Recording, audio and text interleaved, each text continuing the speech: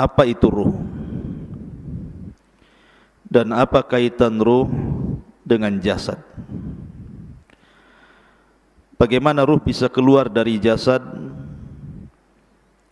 kemudian bagaimana ruh setelah kematian manusia, dan juga di mana ruh saat kiamat dibangkitkan, kemudian saat manusia berada di padang mahsyar. Ini yang kita akan bahas seputar alam arwah. Ma'asyiral muslimin yang dimuliakan Allah Subhanahu wa taala.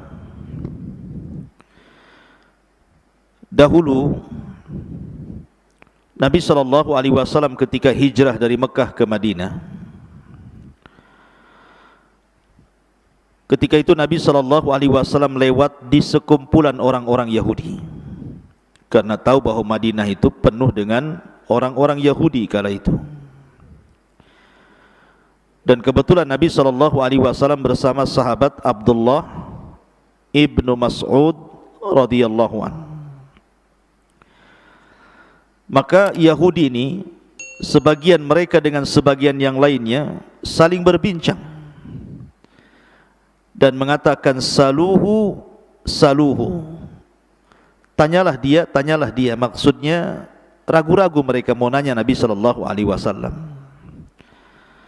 Akhirnya kemudian salah seorang di antara mereka memberanikan diri bertanya kepada Nabi sallallahu alaihi wasallam, "Ya Abul Qasim, marruh." Wahai Abul Qasim, saya ingin bertanya kepadamu, apa itu ruh? Maka Nabi sallallahu alaihi wasallam tidak langsung menjawab. Kemudian Rasul menyingkir dari mereka, kemudian Rasul pun bersandar di bawah pohon kurma. Kata Abdullah bin Mas'ud radhiyallahu anhu mengatakan, fa'alimtu annahu yuha ilaihi, dan aku mengetahui bahwa Rasul sedang diturunkan wahyu kepadanya. Maka sejenak kemudian Nabi SAW bangkit, kembali menemui orang-orang Yahudi dan membacakan surah Al-Isra. Yas'alunaka anir ruh, qulir ruhu min amri rabbi wa ma utitum minal ilmi illa qalila. Mereka bertanya-tanya soal ruh. Katakan ya Muhammad kepada mereka orang-orang Yahudi itu, ruh itu urusan Rabbku, dan apa yang Allah berikan kepada kalian dari pengetahuan itu tidak banyak. Ketika Allah Subhanahu wa taala menciptakan Adam alaihi salatu wassalam, Allah menciptakan jasad Adam atau menciptakan ruhnya dulu? Menciptakan Adam dulu. Allah mengutus malaikat maut, mengambil tanah dengan berbagai macam jenisnya di dunia, mulai tanah yang keras, tanah yang lembut, tanah yang lembek, gitu ya. Tanah berwarna merah, berwarna hitam, berwarna kuning, berwarna putih, gitu, macam-macam warna. Kemudian dinaikkan ke langit. Kemudian Allah bentuk Adam alaihi salatu wassalam, membentuk menjadi manusia tersempurna, termulia. Laqad khalaqnal insana fi ahsani taqwim. Kemudian setelah Adam menjadi patung, maka Allah membiarkan patung Adam itu seperti itu, mengeras. Belum ada ruh, masih jasad. Sampai syaitan, iblis itu, saking hasadnya dengan Adam, Adam belum dititipkan ruh itu, datang, ngitarin patungnya Adam. Kadang masuk dari lubang telinga, keluar dari lubang hidung, masuk lubang hidung, keluar lagi dari lubang yang lain. Jadi iblis tahu bahwa Adam itu berongga. Makanya dia mengatakan, "Lau sullitu alayya la uhlikanna." Kalau orang ini diserahkan kepadaku, ku hancurkan dia, atau ku buat dia maksiat kepada Allah Azza wa Jalla. Lihat hasadnya iblis. Dari sini Allah Subhanahu wa taala menciptakan secara zahir ayat dalam Al-Qur'an tentang penciptaan Adam. Allah belum menciptakan roh, tapi Allah membentuk jasad Adam dulu sampai betul-betul sempurna, mengeras. Baru setelah itu Allah ciptakan roh. Jadi ketika Allah menciptakan Adam, jasad dulu apa roh dulu? Jasad dulu. Setelah jadi, baru Allah ciptakan ruh. Setelah Allah ciptakan ruh, baru Allah masukkan ruh itu ke jasad Adam. Ketika ruh baru sampai di tenggorokan saja, Adam sudah lapar tuh. Kemudian bersin, haji. Ya, kemudian Allah mengatakan, ya Adam, katakan alhamdulillah. Maka Adam mengatakan alhamdulillah. Maka Allah mengatakan yarhamuka rabbuk. Kemudian ruh masuk lagi ke badan Adam, mulai tangan bergerak tuh. Di sampingnya ada pohon berbuah-buahan, dia maunya ngambil saja itu, padahal belum sampai jejak ke kaki ruhnya itu. Makanya manusia itu tercipta tergesa-gesa seperti abina bapak kita Adam. Baru setelah sempurna ruh itu sampai di kaki, sempurnalah Adam itu menjadi manusia yang disebut dengan nafsun. Ada ruh, ar-ruhu, ada an-nafsu dalam bahasa Arab. Kalau ruh ya ruh, kalau nafsu itu jiwa. Dan jiwa itu artinya terangkainya ruh dengan jasad, dalam bahasa Arab disebut nafsun. Kalau ruh, ruh saja. Kalau jasad, jasad saja. Kalau sudah nyatu disebut nafsun. Ya ayyutuhan nafsul mutmainnah, wahai jiwa yang tenang, karena ruhnya masih dalam jasad. Ukhruji ila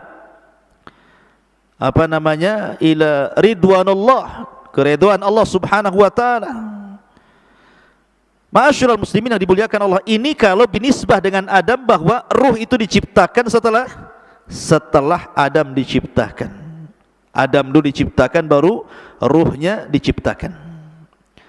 Tetapi kalau kita selain Adam alaihi salatu wassalam, dibalik, ruhnya dulu diciptakan, baru kita diciptakan. Ya. Karena dalam hadis Bukhari, ketika Nabi sallallahu alaihi wasallam bersabda tentang cerita penciptaan manusia, di mana Allah subhanahu wa ta'ala ketika menciptakan manusia itu, pertama 40 hari segumpal air mani, kemudian 40 hari kedua segumpal darah, kemudian 40 hari ketiga menjadi segumpal daging, berbentuklah dia manusia. Kalau dihitung berarti 4 bulan. 30 kan, 40 1 bulan kan 30 hari. Berarti 40 segumpal mani, 40 segumpal darah, 40 segumpal daging. Berarti pas 4 bulan usia janin itu sudah membentuk manusia. Dari sini Allah mengutus malaikat yang memang menghantarkan ruh. Kemudian dimasukkan ruh itu, kemudian dicatat rizkinya, dicatat amalannya, dicatat celakanya, dicatat kebahagiaannya, semua dicatat di situ. Maka dari sini kata para ulama, kalau Adam alaihi salatu wassalam diciptakan dulu jasadnya, baru kemudian ruhnya setelahnya diciptakan. Tapi kalau kita diciptakan dulu ruhnya, baru diciptakan jasadnya. Begitu kata para ulama.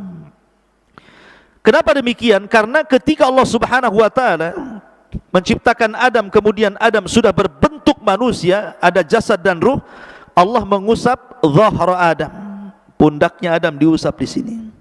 Ya. Lah ketika Allah subhanahu wa ta'ala mengusap pundaknya Adam, apa yang terjadi? Fa akhraja min dhahri Adam kullu nasmatin min dzurriyyatihi min khalqihi ila yaumil qiyamah. Dalam hadis Rasul, kemudian keluarlah dari pundak Adam ini, punggung Adam ini, ruh-ruh dari zuriyahnya Adam, dari anak cucunya Adam. Zuriyah diambil dari kata-kata dzarrah. Dzarrah itu semacam semut, bahkan lebih kecil dari semut, kecil, tidak nampak. Ya. Jadi keluar rohnya dari situ, dan itu kelak akan menjadi anak cucu Adam. Lah kemudian suatu ketika Adam melihat dari ruh-ruh yang keluar dari pundak Adam itu, dan itu nanti akan menjadi anak cucu Adam alaihi salatu wassalam, melihat salah satu di antara mereka ada yang bercahaya dahinya. Kemudian Adam bertanya, siapa itu? Maka malaikat mengatakan, itu Daud, salah satu turunanmu. Karena takjubnya Adam, berapa usianya? 60 tahun. Pendek kali ku tambah umurku atau usiaku 40 tahun, genapkan 100 tahun dia. Akhirnya Adam menghibahkan 60 tahun usianya, 40 tahun usianya untuk Nabi Daud supaya digenapkan menjadi 100 tahun. Dari sini bahwa ruh sudah diciptakan dulu. Karena ketika Allah mengusap pundak Adam, disitulah keluar arwah-arwah yang kelak akan menjadi anak cucu Adam sampai kiamat dibangkitkan. Banyak, berapa ruh itu jumlahnya coba? Jumlah manusia kan miliaran, keluar banyak gitu. Lah dari sinilah mereka akhirnya ditempatkan di sebuah tempat yang disebut dengan alam ruh. Disinilah terjadi mitsak, perjanjian antara ruh dengan Allah Subhanahu wa taala. Dan itu disebutkan dalam surah Al-A'raf ayat 172. Wa id akhadha rabbuka min bani Adam min duhurihim dzurriyyatahum wa ashhadahum ala anfusihim alastu bi rabbikum qalu bala syahidna an taqulu yaumal qiyamati inna kunna an hadza ghafilin.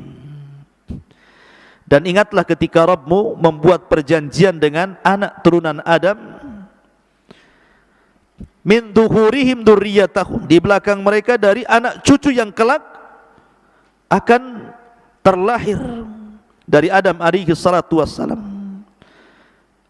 Apa perjanjian Allah dengan kita? Alastu bi rabbikum, bukankah aku Rabb kalian?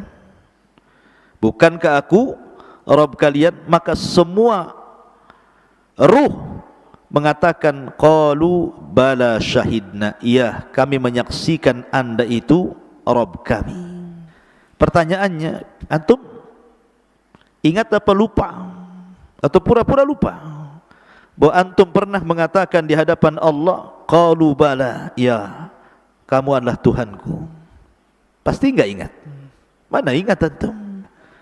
Ya. Kenapa enggak ingat? Karena ingatan manusia itu terbatas, sebagaimana pandangan manusia terbatas, pendengaran manusia terbatas, akal pun terbatas, langkah kaki pun terbatas, akal pun terbatas, pemahaman pun terbatas, maka ingatan pun terbatas. Kita sudah lupa bahwa kita pernah berdialog dengan Allah dan mengatakan alastu bi rabbikum, dan kita mengatakan qalu bala syahidna. Ma'asyiral muslimin, kenapa demikian? Supaya tidak ada uzur bagi kita pada hari kiamat dengan mengatakan aku tidak pernah mengenal Tuhan sehingga aku tidak ibadah. Kita sudah diikat dengan perjanjian. Makanya Rasulullah mengatakan kullu maulud yuladu alal fitrah, setiap bayi yang dilahirkan itu brojol menjadi fitrah. Fitrah itu artinya mengenal Islam. Kenapa? Karena lanjut hadis Nabi SAW, fa abawahu yuhawidanihi au yunassiranihi au yumajjisani. Bapaknya yang menjadikan dia Yahudi, Nasrani ataupun Majusi. Stop hadis sampai ini, dan tidak ada kata-kata bapaknya yang menjadikan dia Muslim. Ya, karena lahirnya anak siapapun terlahir Islam, mengenal Rabbnya. Tapi kita lupa. Lah di alam ruh ini pula Allah menawarkan amanah. Yang Allah Subhanahu wa taala isyaratkan dalam surah apa? Inna aradnal amanata 'alas samawati wal ardi wal jibal fa abaina an yahmilnaha wa ashfaqna minha wa hamalahal insan innahu kana zaluman jahula. Sesungguhnya kami telah menawarkan amanah. Kapan amanah ditawarkan? Ketika di alam ruh. Allah menawarkan amanah ini. Pertama, ditawarkan ke langit, ditawarkan ke bumi, ditawarkan ke gunung-gunung, semua menolak amanah itu. Kemudian Allah menawarkan amanah di alam ruh kepada ruh-ruh turunan Adam itu. Tiba-tiba kemudian manusia pun siap memikul amanah itu. Makanya Allah mengatakan sungguh manusia itu amat sangat zalim dan amat sangat bodoh. Gunung saja menolak, langit saja menolak, bumi saja menolak, manusia pula yang lemah menerimanya. Walaupun penafsiran amanah dalam ayat ini berbagai macam ya. Apa yang dimaksud amanah yang Allah tawarkan kepada kita di alam ruh itu? Ada yang mengatakan amanah di sini artinya at-ta'at wal faraid, ketaatan dan melaksanakan kewajiban. Ada yang mengatakan amanah di sini artinya seperti pendapat Abdullah ibn Mas'ud, artinya salat, zakat, puasa, haji. Kemudian membenarkan hadis, jujur dalam berkata, kemudian membayar hutang, adil dalam timbangan, kemudian juga amanah ketika dititipkan sesuatu barang kepadanya. Ada juga yang mengatakan bahwa amanah di sini artinya al-farju, kemaluan. Bahwa kita diberikan kemaluan sehingga harus amanah, jangan digunakan untuk berzina, tetapi dihalalkan dengan cara menikah. Ada juga yang mengatakan amanah di sini artinya as-saum, puasa, wal ghuslu minal janabah, mandi setelah junub. Ada juga yang mengatakan amanah di sini artinya amanah, orang itu amanah, tidak khianat, gitu ya. Intinya bahwa banyak penafsiran amanah, tapi yang jelas dialog ini sebagian para ulama mengatakan terjadi kapan? Di alam ruh. Dialog ini terjadi di alam ruh. Ma'asyiral muslimin yang dimuliakan Allah Azza wa Jalla. Taib. Setelah kita tahu sedikit tentang alam ruh, lalu ruh ini kapan keluar? Kan pertama ruh menyatu dengan jasad, kemudian kita dilahirkan ke dunia menjadi jiwa yang menyatunya ruh dengan jasad. Maka suatu ketika ruh ini akan keluar saat kematian. Bagaimana ruh keluar dari jasad kita, ikhwan? Ada hadis Bara' bin Azib radhiyallahu an. Jadi Bara' bin Azib ini bercerita, suatu ketika kami, kata Bara' bin Azib, keluar bersama Rasul hendak mengebumikan salah seorang jenazah. Ketika sampai di kuburan, orang yang gali kuburan itu belum selesai. Orang yang gali kuburan itu belum selesai. Lah karena belum selesai orang yang menggali kuburan itu, Nabi SAW memberikan nasihat kepada sahabat yang ada di sekitar kuburan itu. Kemudian Nabi SAW menceritakan tentang kematian seorang mukmin dan kematian seorang kafir. Coba perhatikan bagaimana ruh keluar dari jasadnya seorang mukmin dan bagaimana ruh keluar dari jasadnya orang kafir. Kata Nabi SAW, innal abdal mu'min idza kana fi inqita'in minad dunya wa ikbalin minal akhirah, apabila hamba mukmin ini hendak terputus dari dunia dan menghadap akhirat, nazala ilaihi malaikatun minas sama bidul wujuh, maka akan turun malaikat dari langit, wajahnya sangat putih, ka'anna wujuhahumus syamsu, seperti wajahnya malaikat ini seperti matahari. Ma'ahum kafanun min akfanil jannah wa hanutun min hanutil jannah, malaikat yang turun dari langit yang memiliki wajah yang sangat terang putih itu membawa kain kafan dari sorga dan wewangian dari sorga.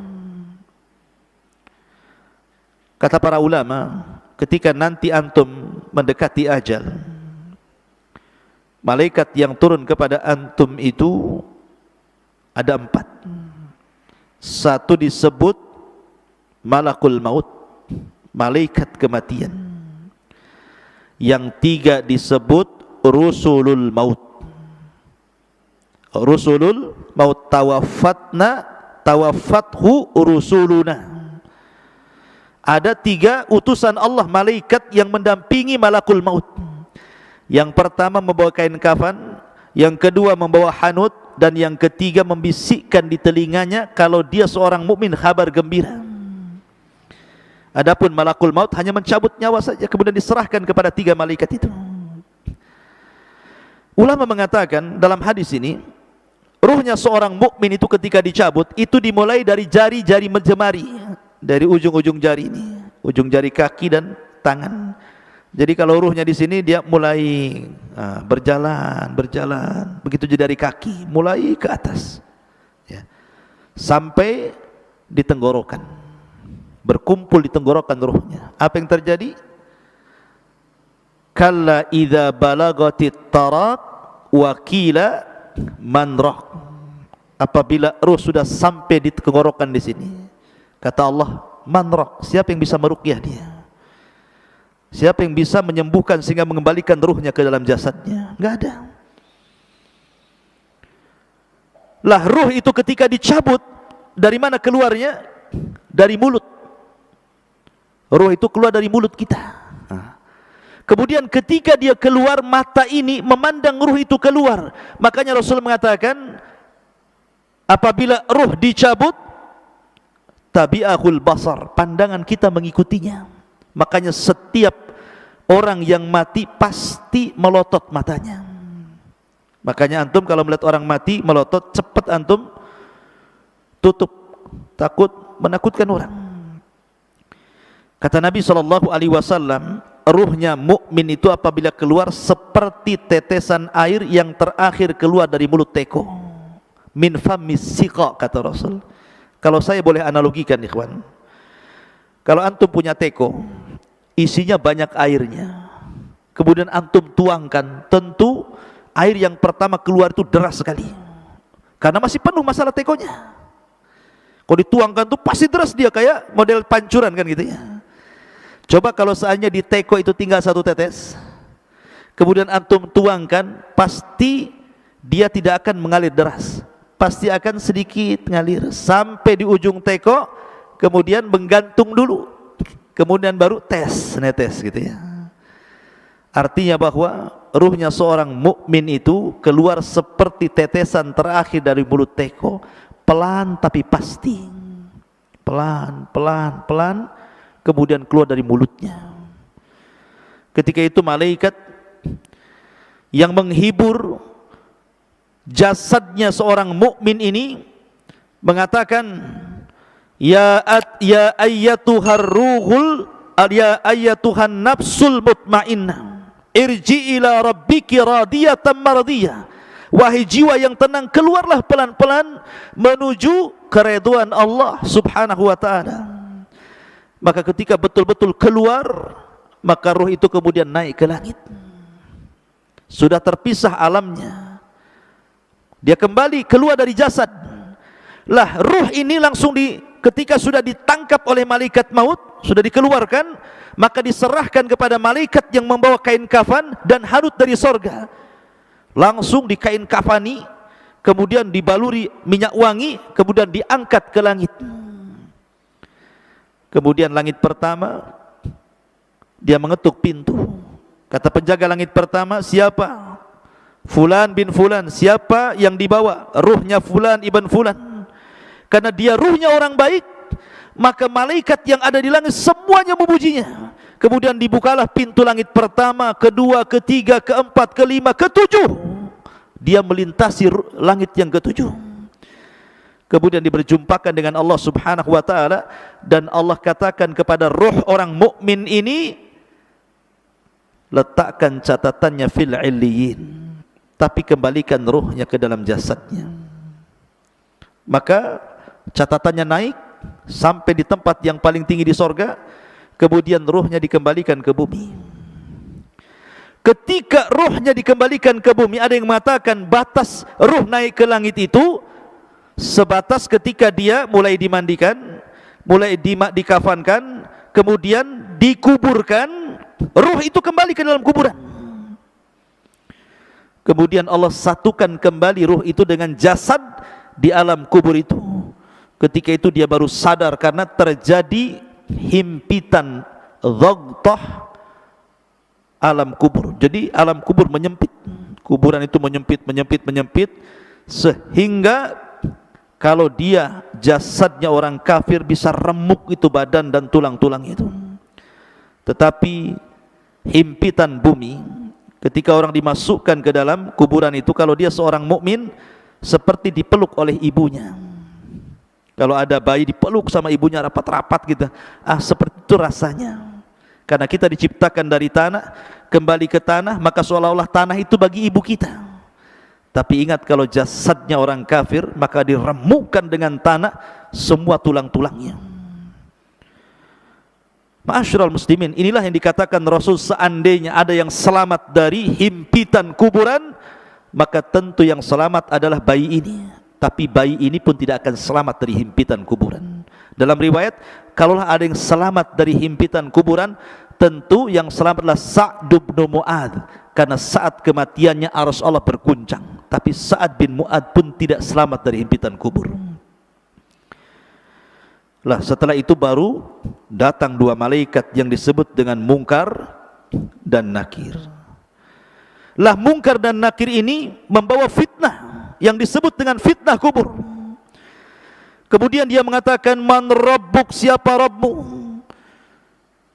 Kemudian juga setelah ditanya siapa Rabbmu, kemudian wa man nabiyuk, siapa nabimu? Atau ma taqulu bihadzal rajul, apa yang kau katakan terhadap orang ini, maksudnya Nabi sallallahu alaihi wasallam.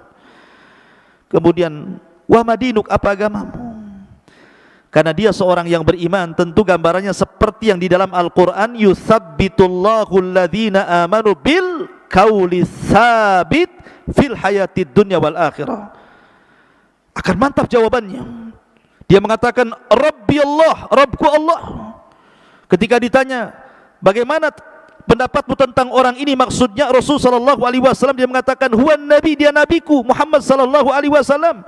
Ketika ditanya wa madinuk, apa agamamu, maka dia dengan terangnya mengatakan diniyal Islam, agamaku Islam. Dia berhasil menjawab.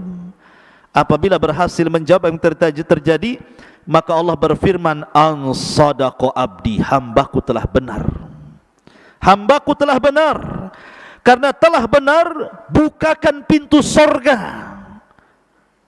Bayangkan dari kuburan dibuka pintu sorga, langsung ke sorga. Hembuskan angin dari sorga ke kuburannya. Bawa pakaian dari sorga, bawa makanan dari sorga, bawa minuman dari sorga. Bentangkan kuburannya seluas maddal basar, seluas-luasnya sampai tidak terkira.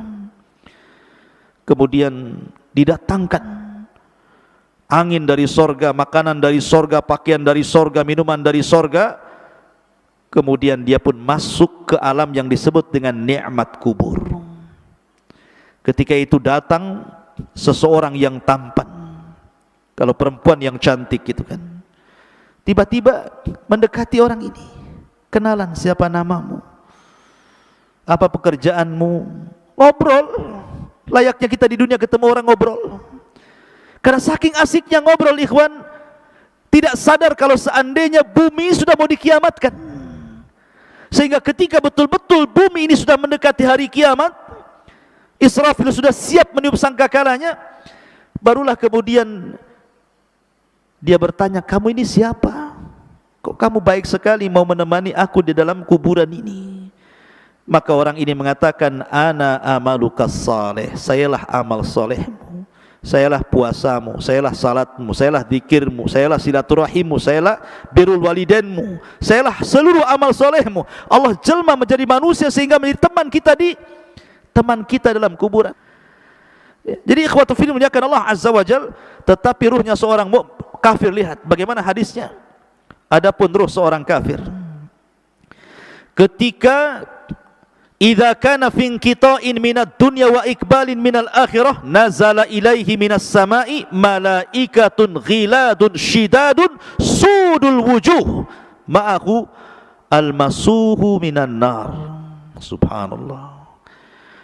Kalau seandainya orang fajir, orang kafir, orang fajir, orang jahat ini mati, hendak meninggalkan dunia dan menghadap akhirat, maka turun dari langit itu malaikat yang ghilad, syidad, yang sangat keras, yang sangat jahat. Sudul wujuh, wajahnya hitam, kelam, gosong, dan membawa kain kafan dari neraka yang sangat busuk baunya. Kemudian dia pun duduk di samping orang yang mau ihtidar, mau mati dari orang kafir ini.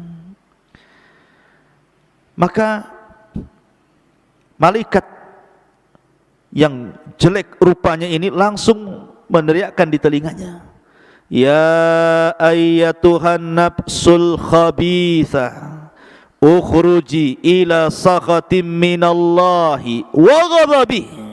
Hei jiwa yang buruk, keluar kau kepada kemurkaan Allah dan laknatnya, keluar kamu.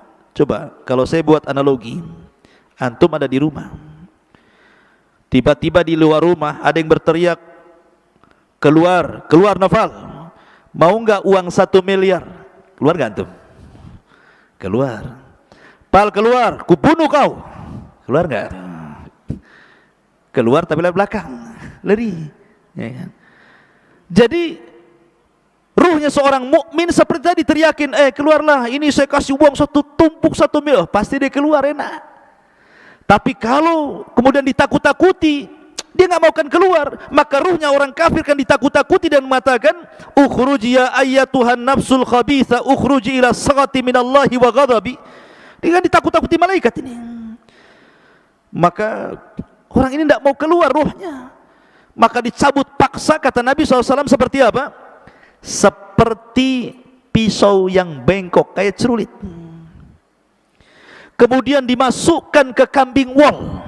Antum tahu kambing wol itu kan bisa 1 jengkal tuh, ininya bulunya kan, kambing wol itu besar.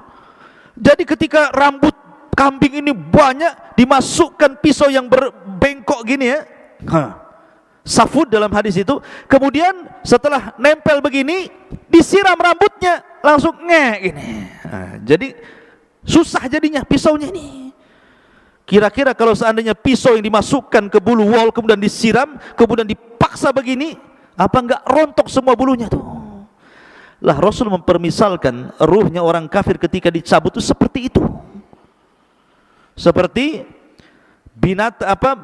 senjata yang bengkok dimasukkan di bulu kambing wol, kemudian disiram, kemudian dipaksa, rontok semua bulunya, rontok semua persendiannya, sakit yang luar biasa. Tapi tetap dia harus keluar. Ketika dia keluar, diserahkan kepada malaikat yang membukain kafan dari neraka yang sangat busuk itu. Dia pun tidak tahan di situ, ruhnya itu diangkat ke langit. Malaikat semua tersakiti dengan ruh ini karena baunya. Ini ruh siapa? Bau busuk sekali. Semua menyingkir malaikat itu, tidak ada yang mau mendekat. Ketika kemudian penjaga langit pertama diketuk supaya ruh ini naik ke langit, nggak mau dibukakan sama sekali, nggak mau dibukakan. Dari sini Allah Subhanahu wa taala berfirman dalam Al-Qur'an, la tufattahu lahu abwabus sama wa la yadkhulunal jannah hatta yalijal jamalu fi sammil khiyat. Ketika ruhnya orang kafir naik ke langit pertama, la tufattahu lahu abwabus sama. Allah atau malaikat tidak ada satupun yang membuka pintu-pintu langit. Bahkan dia akan masuk neraka. La tufattahu lahum abwabus sama wa la yadkhulunal jannah, dan dia tidak akan masuk surga orang kafir itu hatta yalijal jamalu fis samil khiyat, sampai ada cerita unta masuk ke liang jarum. Kata Allah, liang jarum seberapa? Jarum liangnya kecil, unta besar. Gimana masuk ke liang jarum? Gimana caranya? Dijadikan benang dulu untanya baru bisa masuk. Artinya bahwa mustahil ada unta masuk ke liang jarum, kecuali kalau jarumnya gede gitu ya, lubangnya seperti pintu itu. Mana ada jarum ya. Jarumnya kecil, jarum itu artinya mustahil orang kafir masuk surga. Lah ketika tidak dibukakan pintu langit, akhirnya oleh malaikat yang sudah capek-capek bawa ke atas, dilempar ruh itu.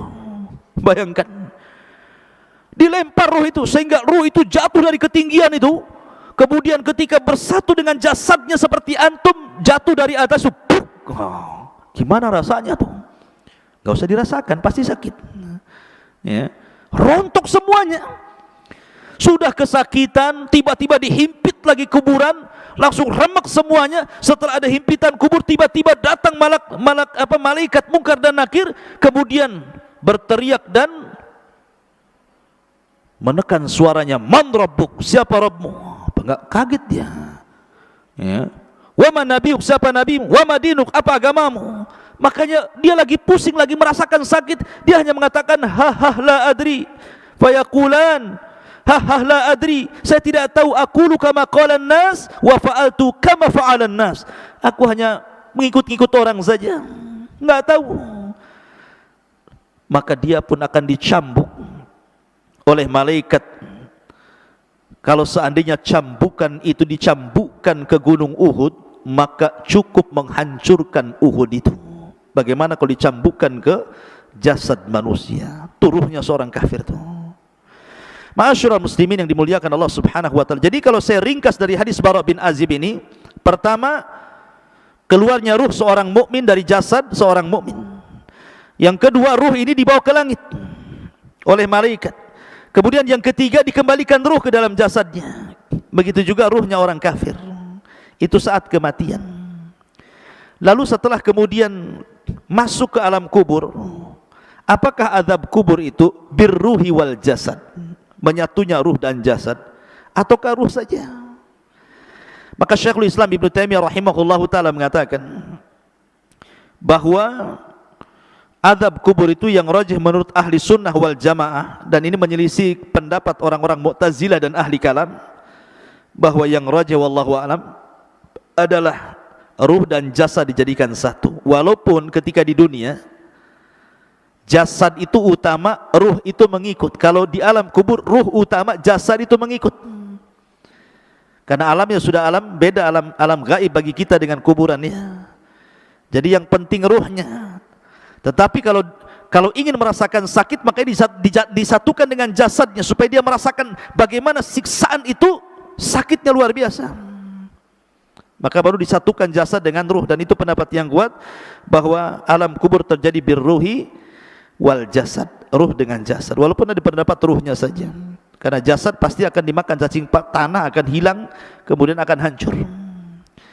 Ma'asyiral muslimin yang dimuliakan, ada yang mengatakan tentang masalah di mana ruh itu dalam kuburan. Imam Malik rahimahullahu taala mengatakan bahwa kalau dia ruhnya seorang mukmin, maka ruh itu sesuka dia akan keluar masuk surga. Jasadnya tetap di kuburan, sementara ruhnya itu keluar masuk surga. Ada juga pendapat Ka'ab Ibn Akhbar mengatakan ruhnya seorang mukmin akan diletakkan di langit ketujuh di Iliyin. Adapun ruhnya orang kafir akan diletakkan di Sijin, di bawah bumi yang paling dasar. Ada juga pendapat Imam Ibnu Hazm mengatakan bahwa ruh dalam kubur itu dia tetap di situ, ya, tidak keluar dari kuburan. Ada juga yang mengatakan, Ibnu Abdul Bar mengatakan ruhnya syuhada maka akan masuk ke dalam sorga dan akan diletakkan di kendil-kendil sorga, kemudian digantung di aras-aras Allah. Adapun ruhnya seorang mukmin, maka mereka akan dimasukkan ke dalam sorga dan akan diletakkan, digantung-gantungkan di pohon sorga. Itu pendapat Ibnu Abdul Bar. Dan juga pendapat Ibnu Ash-Shihab, ya, bahwa ruhnya syuhada juga akan digantungkan di arasy seperti kendil-kendil dan keluar masuk surga. Wallahu alam. Karena bagaimanapun pengetahuan kita tentang ruh tidak banyak. Wa ma utitu minal ilmi illa qal, ini hanya pendapat para ulama. Adapun hakikatnya wallahu alam, yas'alunaka 'anir ruh qulir ruhu min amri rabbi. Ma'asyiral muslimin yang dimuliakan, lalu ketika terjadi hari kiamat, di mana ruh? Ulama mengatakan bahwa ada 7 perkara yang tidak akan binasa pada hari kiamat. Catat 7 perkara ini. Tidak akan binasa pada hari kiamat, tetapi yang lainnya pasti dihancurkan. Ketika Israfil meniupkan sangkakalanya, semua makhluk Allah dihancur-hancurkan. Bumi dihancurkan, gunung dihancurkan, lautan dihancurkan, langit dihancurkan, bintang dihancurkan, matahari, dan begitu seterusnya. Tapi ada 7 makhluk yang tidak akan pernah dihancurkan. Ada yang mengatakan 8, ada yang mengatakan 7. Yang pertama arsy. Arsy tidak akan dihancurkan Allah Subhanahu wa taala. Kemudian yang kedua dan yang ketiga, al-jannatu wan nar. Surga dan neraka tidak mungkin hancur dengan tiupan sangkakala. Kemudian yang keempat, al-ajbu. Al-ajbu itu artinya tulang ekor setiap manusia. Mungkin badan bisa hancur, tulang-tulang yang lain bisa hancur, tapi tulang ekor tidak mungkin dihancurkan Allah, karena kita diciptakan dari tulang ekor itu. Kemudian yang nomor 5, al-lauh, papan tempat menulis kolam itu. Al-lauh yang disebut lauhil mahfud, tidak akan hancur. Kemudian yang keenam, al-qalam, dan kolam makhluk kedua yang Allah ciptakan setelah arsy tidak akan hancur. Kemudian yang nomor 7, ruh. Ruh tidak akan hancur ketika Israfil meniupkan sangkakala, itu tidak akan hancur. Dan ini disebutkan di dalam nuniyahnya Imam Ibnul Qayyim rahimahullahu taala dan juga dalam kitabnya Syarhus Sunnah li Imam Al-Barbahari rahimahullahu taala. Dan juga kitab-kitab yang lain yang menunjukkan 7 perkara tidak akan dihancurkan saat alam dihancurkan. Salah satunya ruh. Lalu ruh di mana ketika terjadi kiamat? Ruh itu terjadi ketika terjadi kiamat, maka terputuslah azab kubur, nikmat kubur dan begitu seterusnya. Maka ruh itu akan diletakkan di Eliyin yang mukmin, kemudian ruhnya orang-orang kafir dan orang-orang jahat diletakkan di Sijjin, di dasar bumi. Kemudian terjadi kiamat hebat.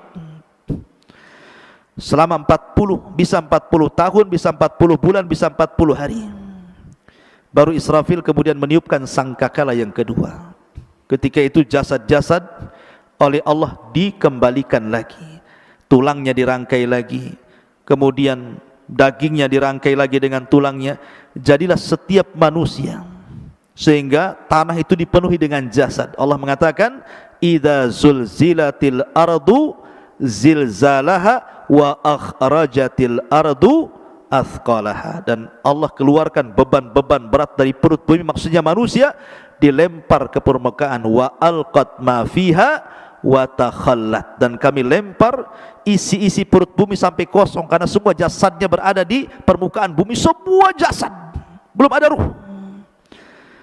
Baru setelah jasad mulai dari Adam alaihi salatu wasalam sampai orang yang terakhir mati, sudah di permukaan bumi, di padang mahsyar, maka Allah mengatakan dalam Al-Quran, ruh itu kemudian dilesatkan dari Eliyin dan dilesatkan dari Sijjin. Ya. Wa idzan nufusu zuwizat. Dan ketika nufus, jiwa-jiwa itu disatukan. Jadi ruh dari Eliyin melesat, kemudian ruh dari Sijjin melesat, dan anehnya tidak tertukar ruh dengan jasad itu. Bukan berarti kemudian ruhnya Naufal tertukar dengan ruhnya siapa gitu, enak kali ya. Jadi tidak tertukar, artinya bahwa ruh itu akan kembali ke jasadnya sesuai ketika di dunia jasadnya. Dan yang pertama kali adalah ruhnya Muhammadun sallallahu alaihi wasallam. Makanya dia orang yang pertama kali siuman sebelum manusia siuman. Ana awal man yashaqqu fihil qabr. Saya pertama orang yang keluar dari kuburan, katanya, kata Rasul. Kemudian aku melihat Nabi Musa sedang bersandar. Aku ragu-ragu apakah dia dulu ataukah aku, kata Rasulullah. Kan gitu ya. Baru kemudian bangkit semua, karena sudah nyatu lagi ruhnya tuh. Kemudian ketika bangkit, bingung orang-orang kafir ini, sehingga mereka mengatakan, ya wailana man ba'atsana mim marqadina. Celaka siapa yang membangunkan aku ini dari tidur-tidurku ini.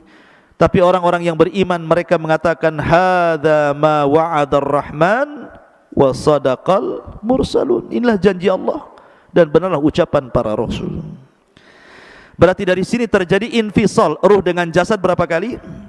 Pertama, ketika ruh kita dengan jasad kita dalam janin terpisah, karena jasad belum diciptakan, ruh sudah diciptakan ya, itu perpisahan pertama, ruh dengan jasad.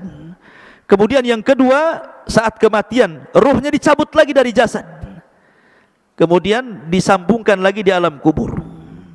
Kemudian setelah terjadi kiamat, dipisahkan lagi ruhnya, diletakkan di Eliyin, kemudian di padang mahsyar disatukan lagi, dan tidak akan pernah dikeluarkan lagi setelah itu, baik yang masuk ke dalam sorga ataupun yang masuk ke neraka. Tetapi yang ada kelak, badan kita akan dibesarkan. Kata para ulama, kapan? Ketika membaca catatan amal. Kalau itu amalan baik, dibaca maka bercahayalah wajahnya, mengembang badannya. Dibaca lagi catatan kebaikannya, makin bercahaya, makin mengembang, makin bercahaya, makin mengembang, sehingga tanpa sadar badan itu besar, sehingga tingginya 30 meter 60 hasta, lebarnya 7 hasta 3,5 meter, dan bentuk mereka semua sama, kasurati abikum Adam, seperti gambaran bapak kalian Adam alaihi salatu wassalam, tuluhu sittuna dira'ah, panjangnya tingginya 60 hasta atau 30 meter.